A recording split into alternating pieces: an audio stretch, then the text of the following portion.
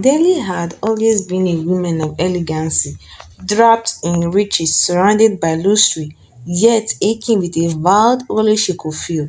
She had married into affluence but into power and prominence but not into love.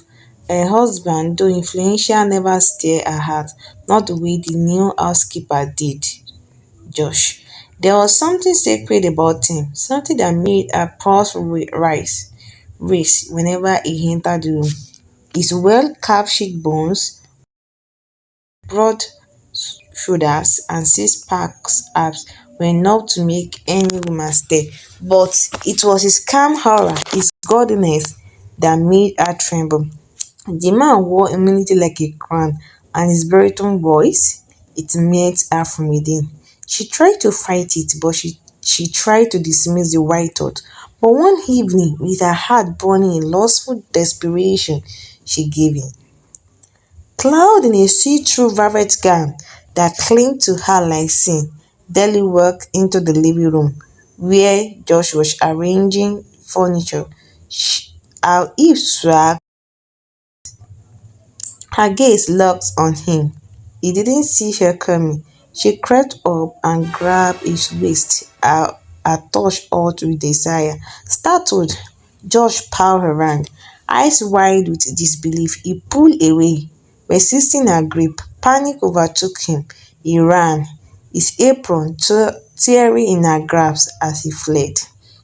Deli stood breathless, clinging to the apron like a trophy. She brought it to her nose, inhaling deeply, a twist smile curled on her lips. "You think you can escape me?" she whispered. No man runs from me. If I have him, no woman will." Hours later, her husband returned, expecting warmth and affection. He instead found her sobbing on a couch, open and holding a torn apron in her hands. "Tell what happened. Whose apron is that?" She looked up, her tears and heart worthy of an award. "Your housekeeper," she stammered. "He tried to rape me. He ran away when he heard you coming." Raj swore in her husband without question. He summoned the guards. Josh was dragging, terrified and confused. He never got to speak, no defense, no justice, only handcuff, cold silence, and then prison.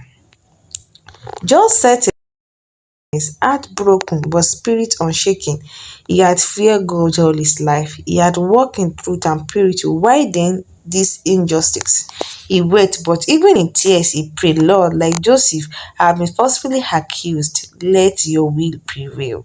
Genesis 39, verse 23 became his lifeline.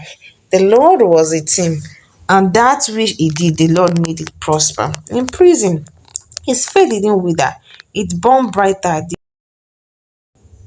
The weather noticed his humility, his work ethic, his peace, they eased his burden. Even his shame, favor followed him. Far from the prison wall, judgment brewed, daily beautiful cunning.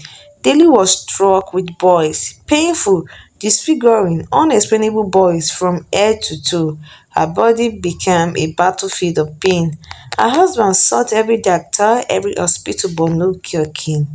Out of desperation, he turned to a spiritualist. The bandit was shilling as wrong an innocent man, the seer said, and she had offended the creator of the universe. Until she confessed it, she will not heal.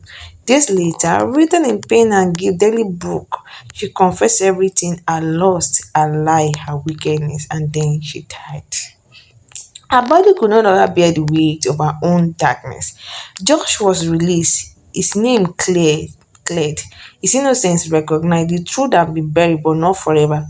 Gone in his time has exhumed it. Compensation was offered, but more than money, Josh received favor.